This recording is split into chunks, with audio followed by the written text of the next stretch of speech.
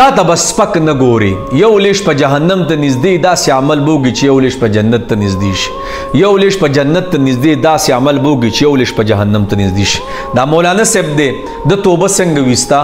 او نشې تماشې دا هر څه کړي تاسو په خپله خبره واورئ اوس یو عالم دی او الله ته خیر خور کو د انټرویو مطابق صرف دومره خبره کوم چې چاته سپک مه ګورئ د نتیجې په اعتبار سره تاسو ویډیو وګورئ خو عمر صاحب وایي ټول خلک جهنم ته لاړه یو جنت ته لاړه دومره امید دی چې دا به ځیم او ټول خلک جنت ته لاړه یو جهنم ته رالی دومره یره مې ده چې دا به ځیم ایمان د امید او د یرې په منځ کې دې ته ایمان وایي تاسو واورئ څه وایي یار زه خو ډېره عجیبه کیفیت راباندې راوست یو دوه تپوسونه درنه کوم چې بیا درنه بس کوم صحیح ده نشې به دې کولی که نه چر سګرټ به دې ډک کو پوډر به دې څکل آیس او شراب هر څه دې کړي دي په دغې ټایم کې دې رشتو ته سوچ کړی دی چې دا مې خور ده دا مې مور ده دا مې ګاونډي دی دا مې استاد دی دا مې کلیوال دی دا مې د تره زوی دی نه دی دا کړی دغې ځای نه راووتی څنګه دې طرف ته څنګه رالی هغه لمحه راته لږه بیان که په کومه لمحه کې چې ستا ژوند بدلېدو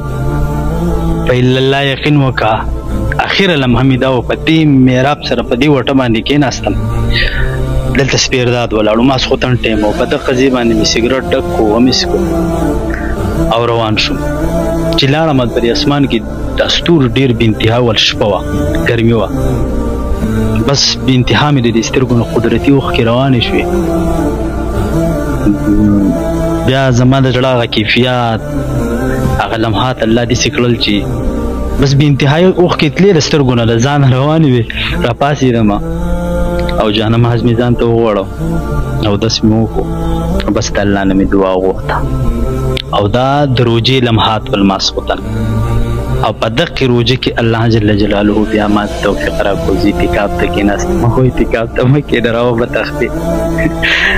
بیا چې هلته کېناستم هغه 10 ورځې چې ما کیفیت وکتل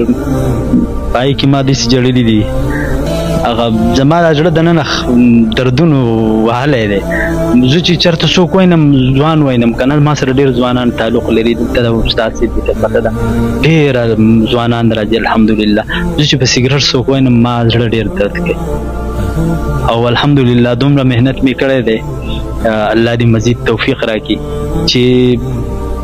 پوره ملګري پکې خدای پاک په دین کې لګولي دی د ایمان ته جوړ شو او دلته مسجد کې قائم مقام ماشاءالله استاد صاحب دې دوی د دعوت محنت کوي او الحمدلله تاسو هم د دوی نه څه تپوس وکړئ دې برته بیا زموږ باره کې څه پورې وکړي بلکې زموږ په دې معاشره کې خو چرسي ته شرابي ته او نشې ته خلک ډېر په سپک نظر ګوري که نه په هغې وخت کې به خلکو د څنګه کتل بیا چې کله الله پاک قبول کړی مولانا شوې او دومره غټ کار د اسلام اخیستی شي اوس ته خلک په کم نظر ګوري الله رب روان دي چې دې خپلو کې پر من چا سلام هم نه اچوو لکه بد به پې ښکارېده